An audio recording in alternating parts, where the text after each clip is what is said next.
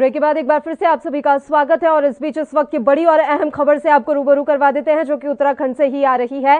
पुष्कर सिंह धामी की ताजपोशी हो चुकी है। पुष्कर सिंह धामी ने सीएम पद की शपथ ले ली है। ये बड़ी जानकारी हम आप तक पहुंचा रहे हैं। धामी को राज्यपाल बेबी रानी मौर्य ने आज शपथ दिला दी है। संगठन के वरिष्ठ नेताओं की मौजूदगी में उन्होंने आज शपथ ग्रहण की है। उत्तराखंड से ये बड़ी खबर एएनबी न्यूज पर इस समय आप देख रहे हैं। पुष्कर सिंह धामी ने सीएम पद की शपथ ली है, यानी कि उनकी ताजपोशी हो चुकी है। उत्तराखंड में 45 साल के पुष्कर सिंह धामी मुख्यमंत्री बन गए हैं। उन्होंने आज शपथ ले ली है। उत्तराखंड की राज्यपाल बेबी रानी मौर्य ने उनको शपथ दिलाई। संगठन के वरिष्ठ नेताओं की मौजूदगी में शपथ ग्रहण समारोह आयोजित हुआ है। इस वक्त की बड़ी और अहम जानकारी हम आप तक पहुंचा रहे हैं। उत्तराखंड के सबसे युवा मुख्यमंत्री बन चुके हैं पुष्कर सिंह धामी। उन्होंने राजभवन में शपथ ली है। उत्तराखंड के 45 साल के पुष्कर सिंह धामी ने आज मुख्यमंत्री पद की शपथ ले ली है। वे राज्य के 11वें मुख्यमंत्री हो चुके हैं। ये बड़ी जानकारी हम आप तक पहुंचा रहे हैं। बेबी रानी मौर्य जो कि उत्तराखंड की राज्यपाल हैं, उन्होंने शपथ ग्रहण करवाई है। आपको बता दें कि वरिष्ठ नेता इस दौरान मौजूद रहे राजभवन में और वरिष्ठ नेताओं की मौजूदगी में ही धामी ने आज अपने सीएम पद की शपथ ले ली है। उत्तराखंड के 45 साल के सबसे युवा मुख्यमंत्री बन चुके हैं पुष्कर सिंह धामी। आज उन्होंने शपथ भी ले ली है। वे राज्य के 11वें मुख्यमंत्री बन गए हैं। उन्होंने राजभवन में अकेले ही शपथ ली है। धामी के नाम का ऐलान शनिवार को देहरादून में हुई बीजेपी के विधायक दलों की बैठक में किया गया था और आज ये बड़ी जानकारी हम आप तक पहुंचा रहे हैं। उन्होंने मुख्यमंत्री पद की शपथ ले ली है। राजभवन में एक छोटा सा कार्यक्रम आयोजित किया गया और इस कार्यक्रम में पुष्कर सिंह धामी ने मुख्यमंत्री पद की शपथ ले ली है। वे राज्य के 11वें मुख्यमंत्री बन चुके हैं। उत्तराखंड के 45 साल के पुष्कर सिंह धामी सबसे युवा मुख्यमंत्री हैं राज्य के। उत्तराखंड के सबसे युवा मुख्यमंत्री पुष्कर सिंह धामी बन गए हैं। राजभवन में आज उन्होंने शपथ ली है। इस वक्त की बड़ी खबर हम आप तक पहुंचा रहे हैं। एएनबी न्यूज पर इस समय की बड़ी जानकारी आप देख सकते हैं। पुष्कर सिंह धामी मुख्यमंत्री बन गए हैं। शनिवार को ही उनके नाम का ऐलान हो चुका था और आज यानी कि रविवार को उन्होंने शपथ ग्रहण की है। ये बड़ी खबर एएनबी न्यूज पर इस समय आप देख रहे हैं। पुष्कर सिंह धामी ने सीएम पद की शपथ ले ली है।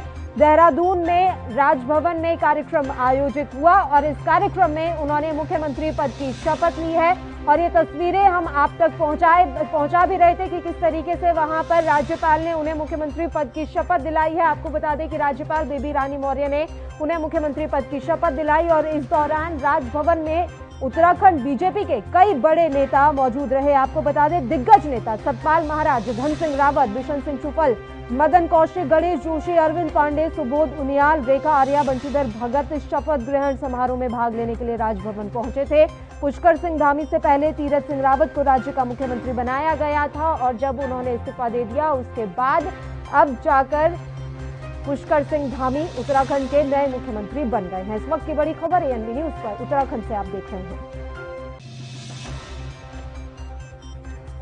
उत्तराखंड के 45 साल के पुष्कर सिंह धामी ने आज मुख्यमंत्री पद की शपथ ले ली है। वे युवा मुख्यमंत्री हैं। सूबे में सबसे पहले युवा मुख्यमंत्री के तौर पर अगर किसी का नाम आएगा तो वो पुष्कर सिंह धामी होंगे। वे राज्य के 11वें मुख्यमंत्री बन चुके हैं। उन्होंने राजभवन में आज अकेले ही शपथ ली है। धामी के नाम का ऐलान शनिवार को देहरादून में हुई बीजेपी के विधायक दलों की बैठक में लिया गया था। इसके बाद से ही खुशी का माहौल था। खासकर धामी के जितने भी समर्थक हैं उनमें खासा खुशी का माहौल था और आज भी हम देख रहे थे कि किस तरीके से राजभवन में पुष्कर सिंह धामी जिंदाबाद के नारे लग रहे थे।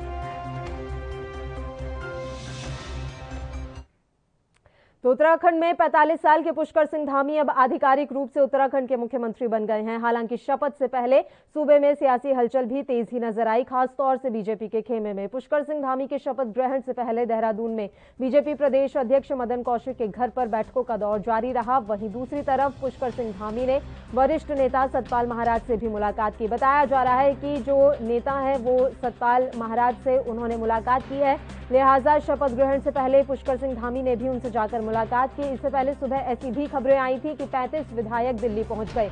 हालांकि बीजेपी विधायकों ने इसे अफवाह बताया। बीजेपी विधायक बंशीधर भगत का ये कहना है कि मैंने 35 विधायकों के दिल्ली पहुंचने की खबर के बारे में पढ़ा है। प्लीज मुझे बताएं कि वो कौन से विधायक हैं। ये मात्र अफवाहें हैं। हमारे नेता पार्टी के साथ मजबूती से खड़े हुए हैं और इसका जो है हमने देखा भी है कि किस तरीके से राजभवन के बाहर जमकर पुष्कर सिंह धामी जिंदाबाद के आज नारे लगाए गए। पुष्कर सिंह धामी राज्य के 11वें मुख्यमंत्री बन गए हैं।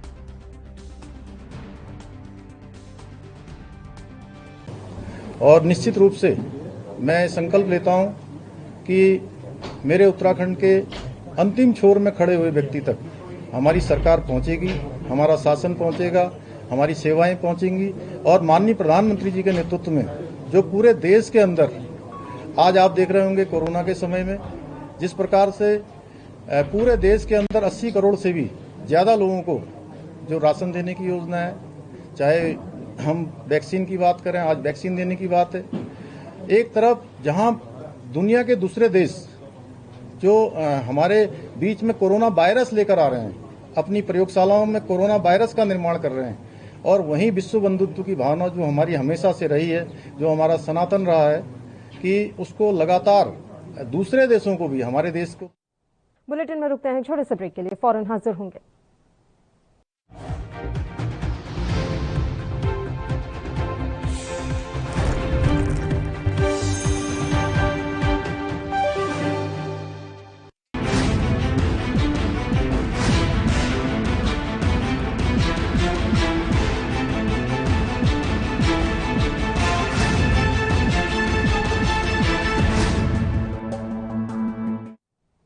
चलिए अब उत्तराखंड की खबर का रुख कर लेते हैं। आज उत्तराखंड के लिए काफी अहम दिन है। पुष्कर सिंह धामी 11वें मुख्यमंत्री बन चुके हैं सूबे के। आज उन्होंने अपने पद की शपथ ले ली है।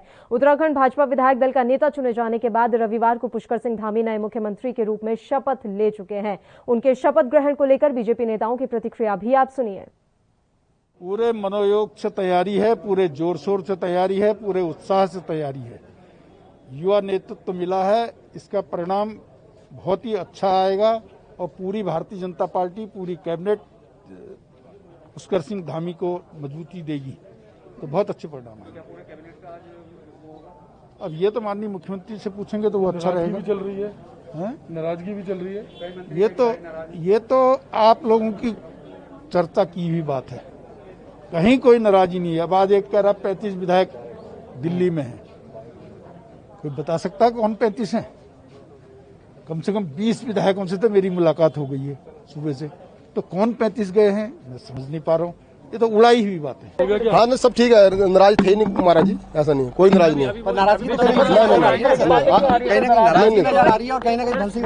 कोई भी नाराजगी नहीं है, बिल्कुल। हाँ, सब रहेंगे, सब लेंगे, कोई नाराज नहीं है। कोई भी नाराज नहीं, हर कार्यकर्ता की मैं खुशी की लहर है। जो भी केंद्र नेतृत्व निर्णय लिया है सब उसके साथ है। कोई कार्यकर्ता नाराज नहीं, कोई मंत्री नाराज नहीं, कोई विधायक नाराज नहीं, कोई नाराज नहीं है।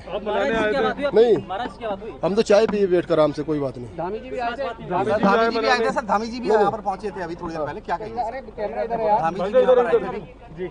हाँ आए थे, माननीय मुख्यमंत्री भी यहाँ पर पहुंचे शिष्टाचार भेंट के लिए। भाई बड़े लोग हैं, वरिष्ठ लोग हैं, आना चाहिए। कोई भी नाराजगी नहीं है, किसी भी प्रकार की नाराजगी। देखिए, नए मुख्यमंत्री जी को, आदरणीय पुष्कर धामी जी को दिल की गहराई से हार्दिक शुभकामनाएं। किंतु चुनौतियां हम स्वीकार करते हैं और चुनौतियों को हम बिल्कुल एक उत्साह के साथ स्वीकार करते हुए इनको हम ठीक करेंगे और आने वाला जो समय होगा वो भारतीय जनता पार्टी का होगा। हमको मेहनत करने की आवश्यकता है। भारतीय जनता पार्टी हमेशा ही एक रोटेशन के आधार पे चलते रहती है, कार्यकर्ताओं को सजग किया जाता है। कार्यकर्ता आधारित पार्टी है भारतीय जनता पार्टी। इसलिए जो रफ्तार हमारी तीव्र गति से चल रही थी वो थोड़ा सा हल्का सा ठहराव आया है कि अचानक जब ब्रेक लगता है तो गाड़ी को फिर दोबारा गियर में डाल करके फिर स्पीड को बढ़ाना पड़ता है। किंतु हम तीव्र गति की स्पीड देंगे और पुनः 2022 को पुनः लौट करके आएंगे और भारी बहुमत के साथ आएंगे। क्योंकि अभी मैं आपसे कहना चाहूंगा कि जिस प्रकार से अभी युवा को एक तरजीह दी गई है, युवा को एक मुख्यमंत्री बनाया गया है, तो उसके निमित्त मुझे लगता है कि हमारे देश और प्रदेश में 70%। देखिए, पुष्कर सिंह धामी जी एक युवा चेहरा है, नौजवान है और युवा मोर्चा में काम करने का उनका बहुत अच्छा अनुभव है। युवाओं पे बहुत अच्छी पकड़ है और मैं समझता हूं कि उनके नेतृत्व में एक नई ऊर्जा का संचार जो है उत्तराखंड की भारतीय जनता पार्टी में होगा और उनके नेतृत्व में एक नई उमंग के साथ हमारे कार्यकर्ता चुनाव में जाएंगे।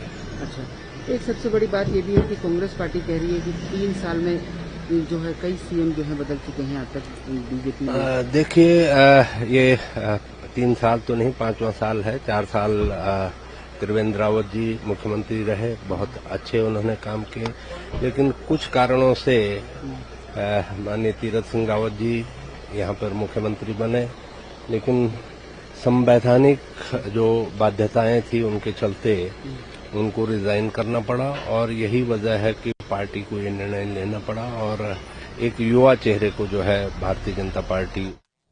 तो उत्तराखंड में नए मुख्यमंत्री के चुनाव पर राज्य के कांग्रेस प्रमुख और चकराता से विधायक पीतम सिंह ने भी बीजेपी पर निशाना साधा है। उन्होंने ये बात कही है कि भारतीय जनता पार्टी ने उत्तराखंड के अंदर राजनीतिक अस्थिरता फैलाने का काम किया है और लोगों के घाव पर मरहम की जगह नमक छिड़क दिया। उन्होंने आगे कहा कि हम स्वीकार करते हैं कि 5 साल पहले 2006 में इसी तरीके से हमारी पार्टी में भी बहुत कुछ हुआ था और हमारे बहुत सारे साथी हमें छोड़कर अलग हुए थे। बीजेपी ने जिस तरह से उन साथियों के नेतृत्व को आहत किया है, उनसे आज वह तमाम साथी आहत हैं। इसलिए नए मुख्यमंत्री के बनने पर बीजेपी में गुटबंदी सामने आ रही है।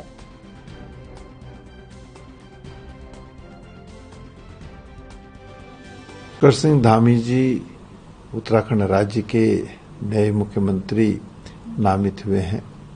मैं उनको अपनी शुभकामनाएं देता हूं, उनको बधाई देता हूं और उनसे अपेक्षा करता हूं कि जो वादे भारतीय जनता पार्टी ने 2017 के विधानसभा चुनाव में उत्तराखंड के लोगों से किए, उन वादों को पूरा करने का काम करें।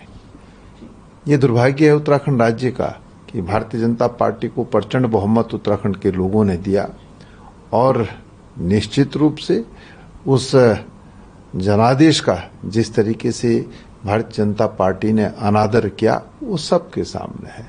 उत्तराखंड राज्य को सत्ता में बैठे हुए लोगों ने जिस तरीके से राजनीतिक अस्थिरता देने का काम किया है, ये बहुत गंभीर विषय है। पहले मुख्यमंत्री बने वो 4 साल रहे, उनको हटाया गया, फिर दूसरे मुख्यमंत्री बने वो 4 महीने रहे, अब तीसरे मुख्यमंत्री बने हैं, अब वो 6 महीने में क्या कर पाएंगे ये देखने वाली बात है। लेकिन मुझे नहीं लगता कि जो वादे किए थे ये सरकार उन वादों को पूरा करे।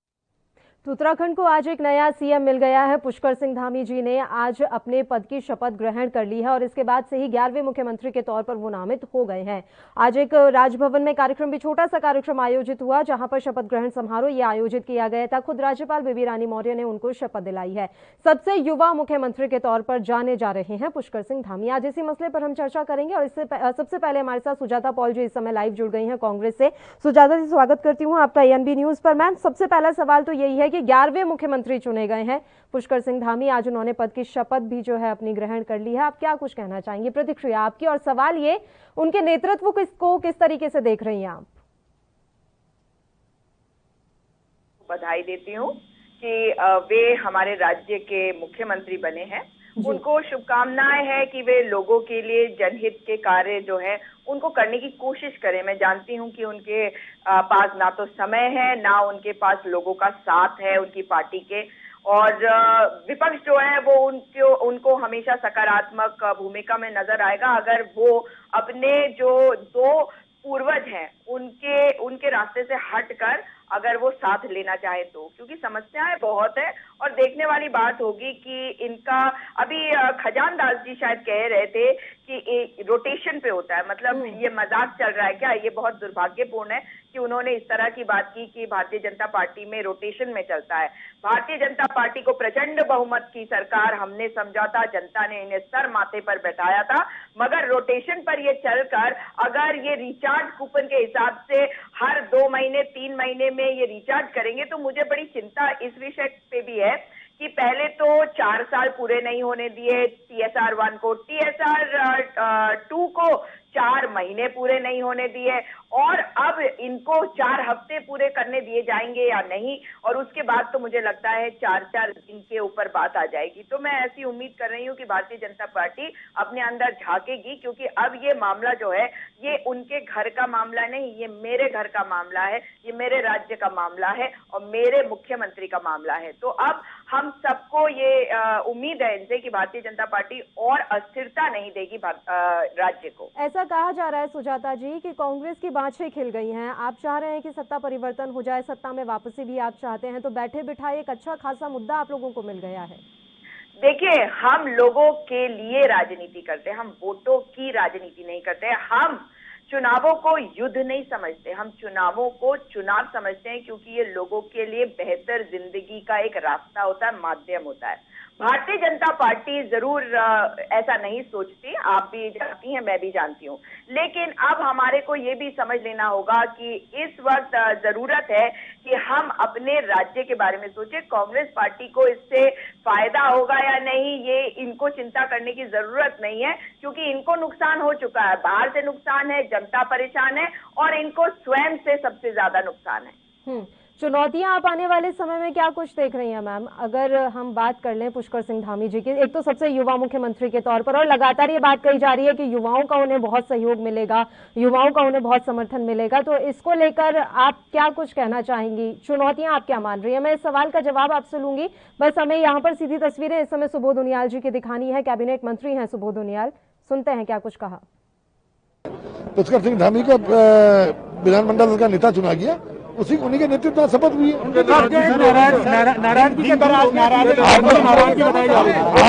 आपने किस पे नाराजगी देखी? ये मीडिया बोर्ड नाराजगी थी, सारे के सारे मंत्रियों ने शपथ ली, सब आपने लोगों ने देखा। यूट्यूब लेकर कोई ऐसा स्थिति की जो नहीं हो सकती है कि भाई सीएम अनुभव में कम है, आयु में कम है, कई बार। देखिए, राज्य का मंत्रिमंडल सामूहिक नेतृत्व के साथ एक दूसरे से कोऑपरेट करके चलाया जाता है, ताकि जनता की जो अपेक्षा है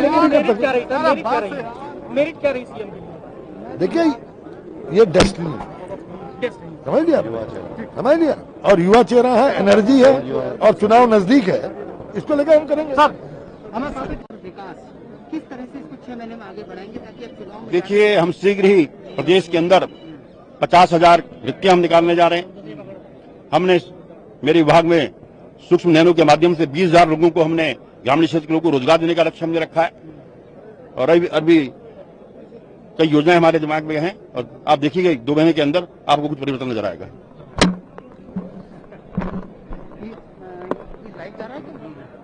कि अब स्थायी मुख्यमंत्री मिल गया प्रदेश में, 22 में धामी जी के नेतृत्व में चुनाव लड़ा जाएगा 100%। पुष्कर भाई ने जो शपथ लिया, ये 6 महीने के लिए नहीं लिया, ये आने वाले 6 साल के लिए लिया है।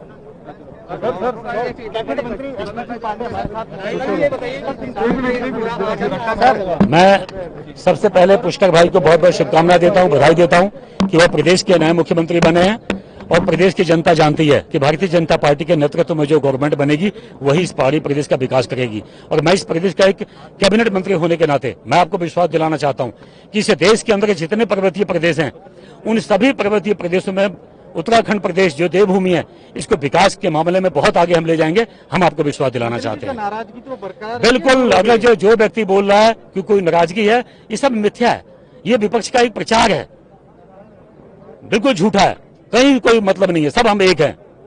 ऐसा क्या कारण होता है कि बीजेपी हो या कांग्रेस हो, उत्तराखंड में कोई 5 साल कार्यकाल पूरा नहीं कर पाता है कोई भी मुख्यमंत्री? केवल तिवारी। देखिए, तिवारी जी की तुलना तो मुझे लगता है कि किसी से भी नहीं करनी चाहिए हम लोग को। तिवारी जी हमारे आराध्य हैं, और उनके बारे में कुछ भी कहना ठीक नहीं है, हमारे देवतुल्य हैं, इसमें स्वर्ग में है, उनके बारे में कुछ नहीं। लेकिन मैं ये बात कहना चाहूंगा कि उत्तराखंड की जनता ने प्रचंड बहुमत दिया, हमको 5 साल के लिए दिया है, और 5 साल भारतीय जनता पार्टी की गवर्नमेंट चल रही है। हमारे यहाँ व्यक्ति का महत्व नहीं होता, हमारे यहाँ संगठन का महत्व होता है, और जो संगठन ने निर्णय लिया वो स्वागत योग्य है। 2022 नजदीक है, 6 महीने से आपके पास। बिल्कुल, ये 6 महीना नहीं, मैं आपको विश्वास दिलाना चाहता हूँ, मेरी बात को रिकॉर्ड रखिएगा आप। आने वाले टाइम में 6 महीना ये, और आने वाला 5 साल पुष्कर सिंह धामी इस प्रदेश के 6 साल के लिए मुख्यमंत्री बने हैं, आज ये तय है। जी लो, अब क्या माना जाए, आपने शपथ ली है, किस तरह से अब आगे की सरकार? 2017 में भारतीय जनता पार्टी की सरकार बनी थी, हमारे त्रिवेंद्र जी, तीरथ जी, इन लोगों ने बहुत बेमिसाल काम किया है इस प्रदेश के अंदर। उसी काम को हमारे पुष्कर भाई के नेतृत्व में हम सब लोग मिलकर कंधे से कंधा मिलाकर एकजुट होकर, जो संगठन ने हम पे विश्वास किया, हमारे नेतृत्व ने हम पे विश्वास किया, उस विश्वास को और आगे बढ़ाएंगे और प्रदेश का विकास करेंगे। बिल्कुल, कहीं से कहीं तक अगर जो कोई व्यक्ति बोलता है नाराजगी, वह विपक्ष की चाल है। हमारे यहाँ कोई नाराजगी नहीं है, हमारे यहाँ व्यक्ति का महत्व नहीं होता, हमारे संगठन का महत्व होता है, कोई नाराजगी नहीं है, ये सब काल्पनिक चीजें मिथ्या है। ये कोई विषय नहीं नहीं है। विषय यह कि हमारे भारतीय जनता पार्टी का तो है भाई, प्रदेश के हित में आएंगे, प्रदेश के काम करेंगे, विकास किया है। आप पहले कहेंगे प्रदेश में ये क्यों बदल दिया? अरे पहले भी तो प्रदेश में भारतीय जनता पार्टी की गवर्नमेंट, जब प्रदेश ये बना उससे पहले तो कुछ भी नहीं था, बनने के बाद भी कांग्रेस की गवर्नमेंट आई। आप बताइए कौन सा विकास हुआ? हाँ, ये अवश्य है कि तिवारी जी एक बहुत बड़ा कद है, हम उनका सम्मान करते हैं, वो हमारे मध्य में नहीं है, लेकिन उनके बाद भारतीय जनता पार्टी की गवर्नमेंट जब जब बनी है, इस प्रदेश का नया विकास हुआ है, इज्जत बनी है, सम्मान बढ़ा है। लेकिन भारतीय जनता पार्टी के बाद कोई गवर्नमेंट आई है उसने प्रदेश को कलंकित किया है। कैबिनेट मंत्री हमारे साथ पांडे जी मिलना चाहते हैं।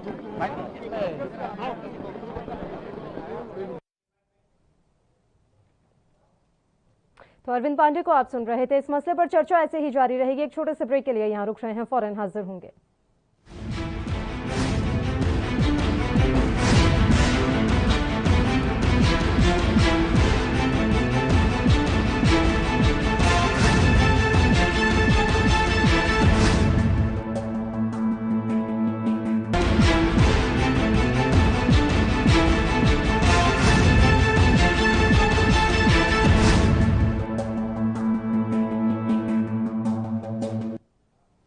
ब्रेक के बाद एक बार फिर से आप सभी का स्वागत है। पुष्कर सिंह धामी की आज ताजपोशी हो चुकी है, उन्होंने मुख्यमंत्री पद की शपथ ग्रहण कर ली है। इसी मसले पर हम चर्चा कर रहे हैं और सुजाता जी लगातार हमारे साथ जुड़ी हुई हैं, जो कि कांग्रेस की प्रवक्ता हैं।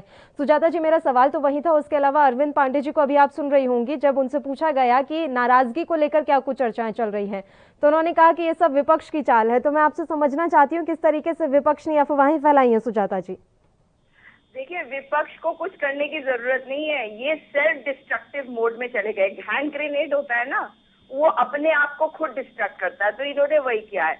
इन्होंने दूसरी पार्टियों से लोगों को लेकर गए, वो बड़े सीनियर व्यक्ति हैं, वो इनकी पार्टी में क्यों गए थे? उन्हें लग रहा था कि उन्हें कांग्रेस पार्टी में वो पद नहीं मिल रहे जो उनको वहां मिलने चाहिए। भाई मंत्री तो वो यहाँ भी थे, कैबिनेट मंत्री भी थे। तो अब आप जरा उनके इक्वेशन को देखिए कि वो जहाँ पे गए हैं उनकी क्या स्थिति है। जिस तरह से वो कांग्रेस में रहते हुए बोला करते थे, आज वो बोल भी नहीं पा रहे। अब सतपाल महाराज जी तो मेरे घर के पास रहते हैं, अब उनके घर में पत्रकारों का जमावड़ा है, सुबह से उनके घर में बड़े सारे लोग आ रहे हैं। और मैंने टीवी से देखा है कि तमाम नेता और पुष्कर धामी जी भी उनके घर गए हैं। तो ये क्या बता रहा है? मतलब मुख्यमंत्री बने हैं नवनिर्वाचित, वे सबके घरों में जा रहे हैं, ये कुछ बता तो रहा है? ये उनकी ह्यूमिलिटी के साथ साथ कुछ और भी दिखा रहा है। जाना चाहिए, मैं ये नहीं कह रही कि नहीं जाना चाहिए, लेकिन जिस वक्त उनको अपने शपथ ग्रहण की तैयारी करनी है, उस वक्त सबके घरों के चक्कर काटने पड़ रहे हैं। ये तो समझ में आता है कि भाई पूर्व मुख्यमंत्री खंडूरी जी के घर जा रहे हैं, या त्रिवेंद्र सिंह रावत या तीरथ सिंह रावत अपने मंत्रियों के घर भी जाएंगे। आप मुझे बताइए कि ये क्या हजम होगा? अच्छा, एक बात आपने सुनी होगी कि गणेश जोशी जी, मतलब हास्यास्पद, ये वही है ना जिन्होंने शक्तिमान घोड़े के साथ जिनकी फोटो आई थी, और आपको याद होगा कि इनके ऊपर कैसे आरोप लगे थे।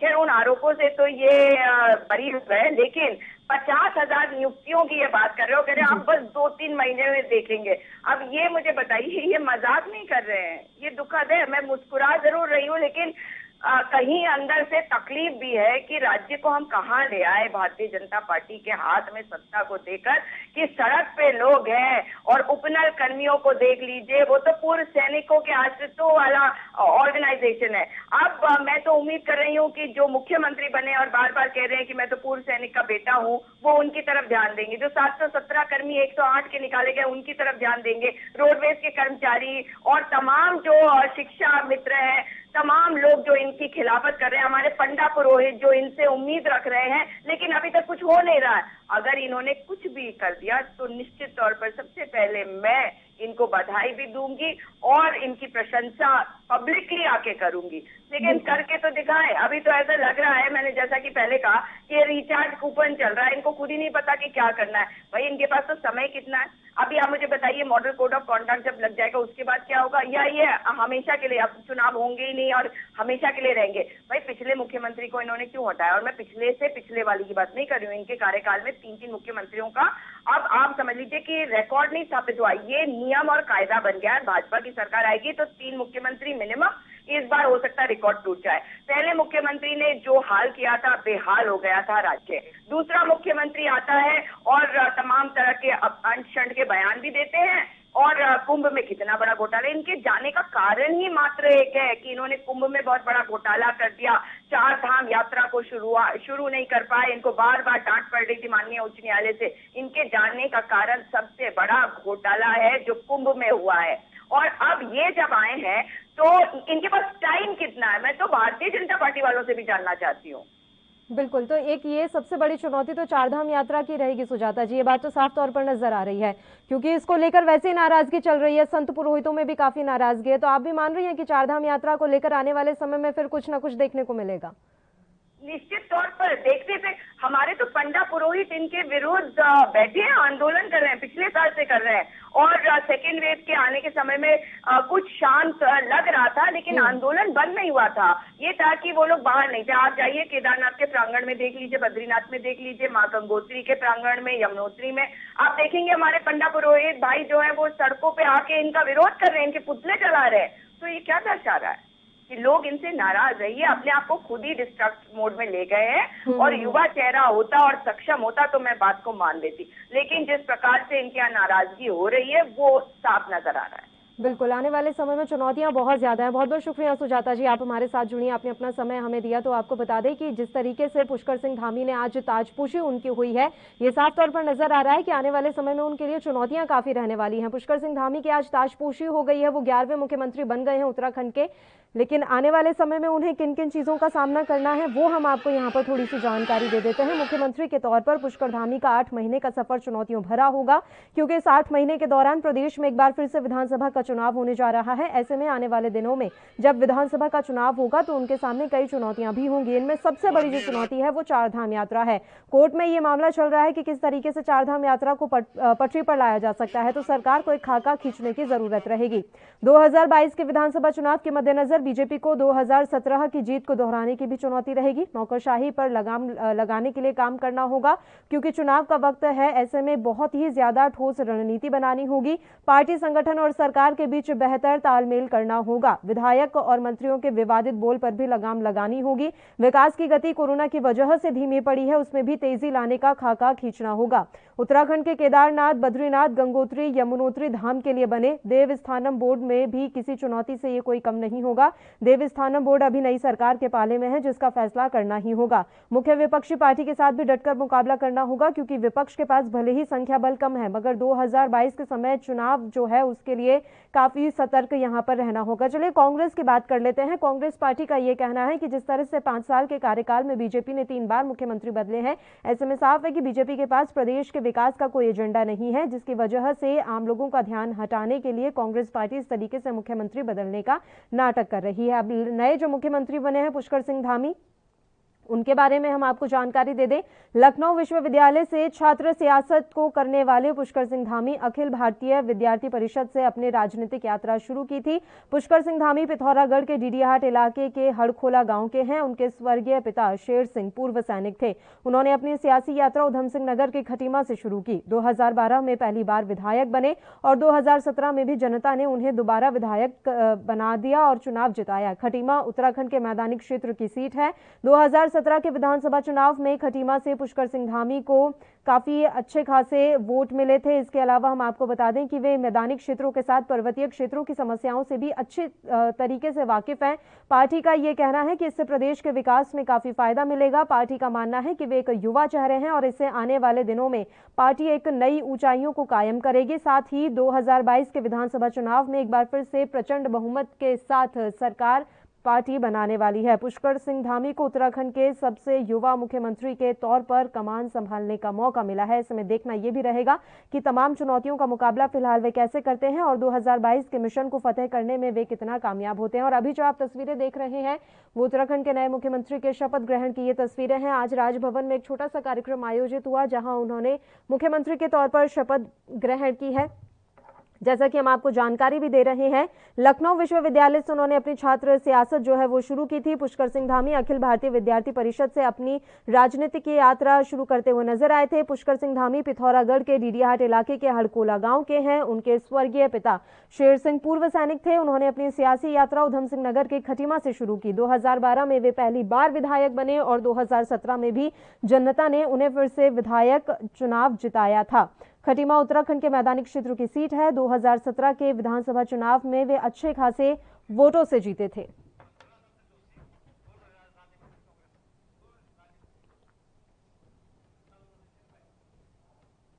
और कांग्रेस से मथुरा दत्त जोशी जी इस समय हमारे साथ जुड़ गए हैं इसी मसले पर चर्चा करने के लिए। मथुरा दत्त जोशी जी, स्वागत करती हूं आपका एएनबी न्यूज पर और आपकी प्रतिक्रिया चाहूंगी। सर, उत्तराखंड को आज एक नया मुख्यमंत्री मिला है। धन्यवाद, नमस्कार। देखिए, सबसे पहली बात तो है कि मैं आपके लोकप्रिय चैनल के माध्यम से माननीय मुख्यमंत्री जी को बधाई देना चाहता हूँ, शुभकामनाएं देना चाहते हैं अपनी पार्टी की तरफ से और अपनी ओर से। लेकिन जो सरकार आज बनी है, आपने भी देखा होगा कि इसके लिए तो हम यही कह सकते हैं कि नई बोतल में पुरानी शराब है। केवल मुख्यमंत्री चेहरा बदला है, बाकी सब लोग, पूरी कैबिनेट वही है। एक काम जरूर किया है कि जो राज्य मंत्री थे उनको कैबिनेट मंत्री बना दिया, और इससे साफ दिखता है कि पार्टी में बहुत बड़ा असंतोष है। सुबह तक सतपाल महाराज मंत्री बनने को तैयार नहीं थे, और बिशन सिंह चुफाल जी की स्थिति आपने देख ली होगी क्या है। तो कुल मिला के सरकार बहुत अच्छी सरकार नहीं चलेगी, हम ये कह सकते हैं। जन कल्याणकारी काम ये सरकार नहीं कर पाएगी, और लेकिन हमारी शुभकामनाएं हैं ये सरकार चलाएं, क्योंकि पूर्ण बहुमत की 2/3 से ज्यादा का बहुमत है। लेकिन जो सिर्फ तो बल दिख रही है, 5 साल के कार्यकाल में 3 मुख्यमंत्री भाजपा ने दे दिए। हम ये कह सकते हैं कि भारतीय जनता पार्टी इस प्रदेश में राजनीतिक अस्थिरता की जननी है, और अस्थिरता पैदा करने का काम भारतीय जनता पार्टी करती है। एक नया मुख्यमंत्री यहाँ पर बना है, तो उम्मीद यही की जा सकती है कि आने वाले समय में कुछ अच्छा ही देखने को मिले। फिलहाल आपका शुक्रिया अदा करना चाहूंगी जोशी साहब, आप हमारे साथ जुड़े, और इसी के साथ इस बुलेटिन में भी फिलहाल के लिए इतना ही। मुझे दीजिए इजाजत। देश प्रदेश की तमाम ताजा और अहम खबरों के लिए आप देखते रहिए एएनबी न्यूज।